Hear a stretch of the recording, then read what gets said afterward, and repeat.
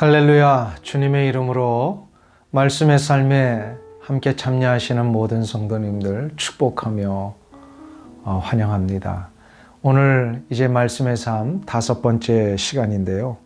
하나님께서 우리에게 주시는 지혜로운 자는 과연 어떠한 기준을 가지고 살 것인가를 말씀을 통하여 한번 살펴보겠습니다. 우리 시작하기 전에 잠깐 기도하고 시작합니다. 전능하신 하나님 아버지, 은혜와 사랑을 감사합니다. 지난 한 주간도 우리를 말씀 가운데 세워주시고 지혜로운 자가 가기 위해서는 어떠한 삶을 살아야 하는지를 가르쳐 주셨는데 우리가 그것을 위하여 순종하기를 애썼고 노력했지만 부족함이 있었음을 고백합니다. 성령님 우리를 도우셔서 날마다 지혜로운 자의 길을 바르게 걸어갈 수 있도록 도와주시옵소서.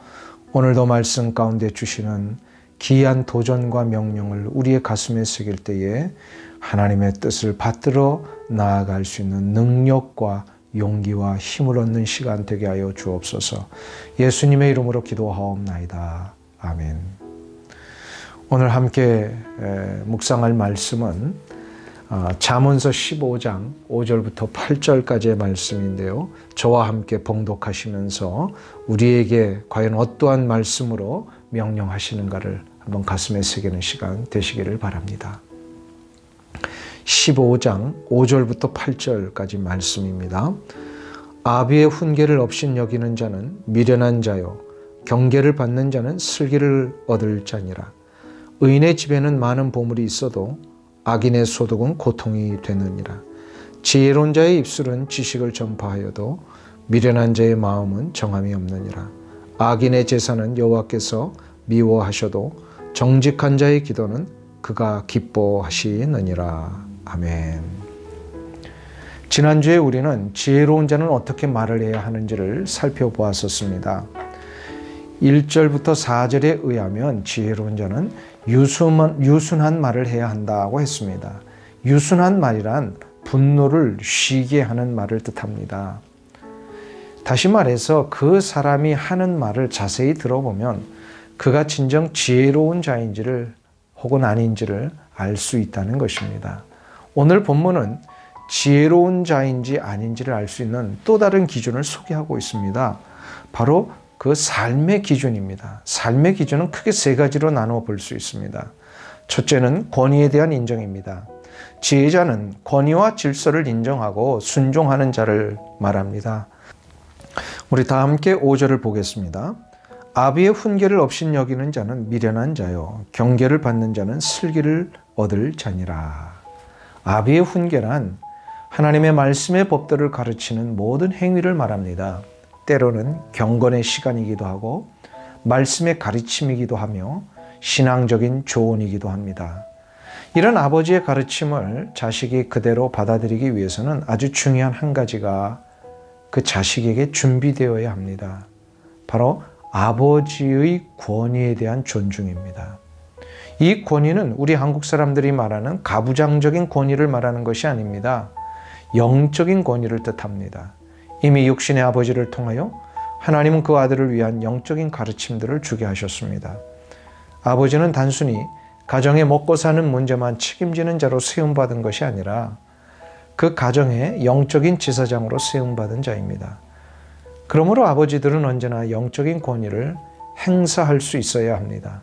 그리고 자식들은 아버지의 영적인 권위를 인정하고 순종할 수 있어야 합니다. 그때의 가정은 질서가 잡힙니다. 영적인 권위는 언제나 말씀에 근거한 권위요. 스스로가 먼저 말씀 앞에서 순종하는 권위입니다. 아버지가 말씀을 존중하고 순종하면서 자식에게 가르쳐 줄 때에 자식은 그 권위에 순종하는 모습을 보고 배우게 됩니다.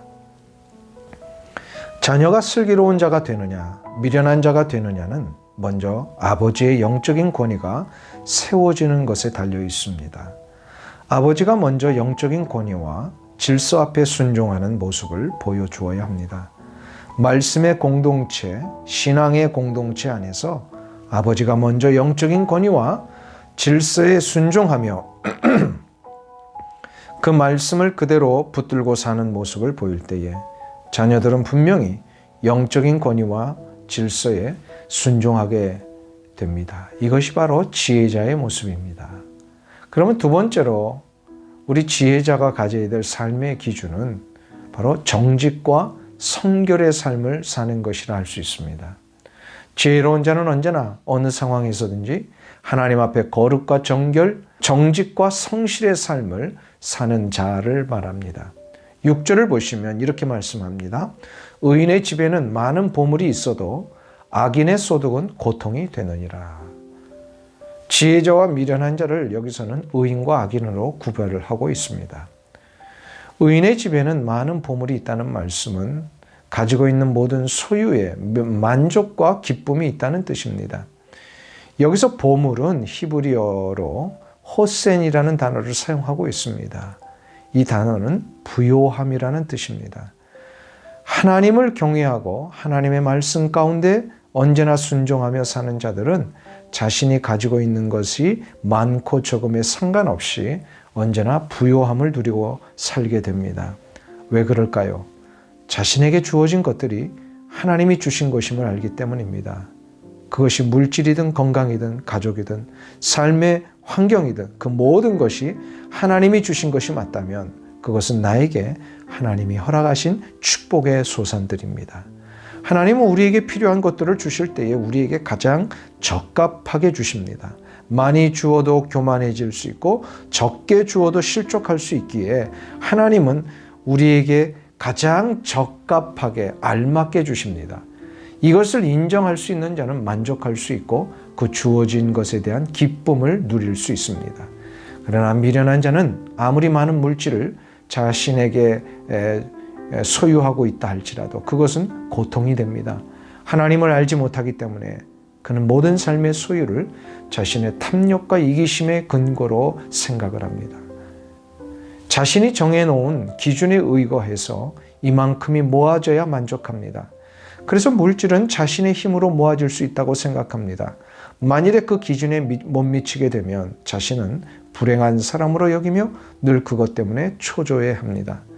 때로는 모아놓았던 물질이 사라지는 경우에 자신의 모든 것이 무너지는 것처럼 생각을 합니다. 왜 그럴까요? 물질을 잃어버리는 것은 곧 자신의 능력이 그만큼 떨어져 버렸다고 생각하기 때문입니다. 이것은 물질이 어디서 오는지를 모르는 자들의 모습입니다. 이것을 성경은 미련한 자라고 말씀합니다. 물질은 어디에서 오는 것일까요? 모든 만물은 어디에 속해서 왔습니까? 만물은 주에게서 나오고 주로 말미암고 주에게로 돌아갑니다. 만족은 물질에 있지 않습니다. 만족은 하나님 안에 있을 때만 가능합니다. 그래서 우리는 언제나 하나님과 교제를 하며 하나님 앞에서 살아야 합니다. 이것을 우리는 거룩과 성결의 삶이라 부릅니다. 하나님 앞에서 거룩과 성결의 삶을 살면 정직하게 살게 되어 있고 성실하게 살게 되어 있습니다. 언제나 하나님이 나를 지켜보고 계심을 알기에 정직하고 성실하게 된다는 뜻입니다. 그리고 그 정직과 성실의 결과로 얻는 모든 것은 하나님이 주신 것으로 여기게 됩니다. 이러한 삶을 사는 자에게는 기쁨이 있고 만족이 있습니다. 이것이 바로 지혜로운 자의 모습입니다. 그럼 마지막 세 번째로 지혜로운 자의 기준은 무엇일까요? 정직한 기도의 삶에 있습니다.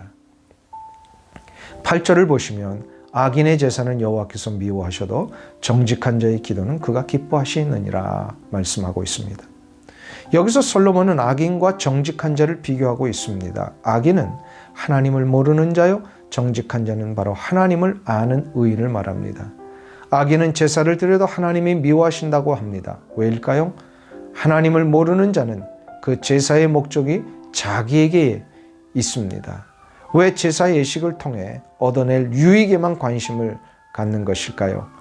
그것은 바로 자기에게 모든 것이 맞춰져 있기 때문입니다. 그러나 하나님을 참으로 알고 하나님 앞에 의로운 자로 불리는 자는 그 모든 목적에 하나님이 있습니다. 기도의 목적이 하나님의 거룩하신 뜻을 헤아려 드리는 것에 있습니다. 삶의 목적이 하나님의 영광을 위한 일에 다 맞춰져 있습니다. 그래서 의로운 자가 드리는 기도가 바로 정직한 기도입니다. 예배와 기도의 가장 먼저 되는 목적이 무엇일까요? 바로 하나님을 기쁘시게 해드리는 것에 있습니다. 우리가 기쁘려고 예배를 드리고 기도를 하는 것이 아닙니다. 하나님이 기뻐하실 예배를 드리고 하나님이 좋아하실 기도를 하는 것입니다. 그때 하나님은 예배와 기도를 받으십니다. 예배와 기도를 받으시면 예배하는 자에게 하나님의 기쁨을 우리에게 허락해 주십니다. 기도하는 자에게는 하나님의 거룩하신 뜻을 깨닫게 해 주십니다. 이것이 바로 지혜로운 제사요 기도입니다. 주님은 우리에게 기도를 가르쳐 주셨을 때 이렇게 시작해 하셨습니다.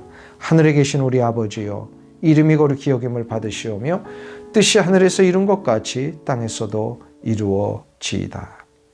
하나님의 이름이 거룩히 여김을 받으시고 하나님의 뜻이 이 땅에 이루어지기를 원하는 기도, 이 기도야말로 하나님에게 그 모든 목적이 맞춰져 있는 기도입니다. 하나님은 이런 기도를 기뻐하십니다. 하나님이 기뻐하시면 우리의 삶은 하나님의 은총으로 가득 넘쳐나게 됩니다. 결국 기쁨과 만족과 감사가 일어나게 된다는 것입니다. 이것이 바로 지혜로운 자의 기도입니다. 이 기도가 우리 말씀의 삶에 참여하시는 모든 분들에게 일어나시길 축원합니다. 그리하여 이 지혜로운 자의 길을 감으로 하나님이 허락하시는 놀라운 생명의 은총을 이 한 주간도 누리며 승리하시는 여러분들 되시기를 간절히 주님의 이름으로 축원합니다. 한 주간도 복되게 승리하시기를 소망하며 다음 주에 뵙겠습니다. 감사합니다.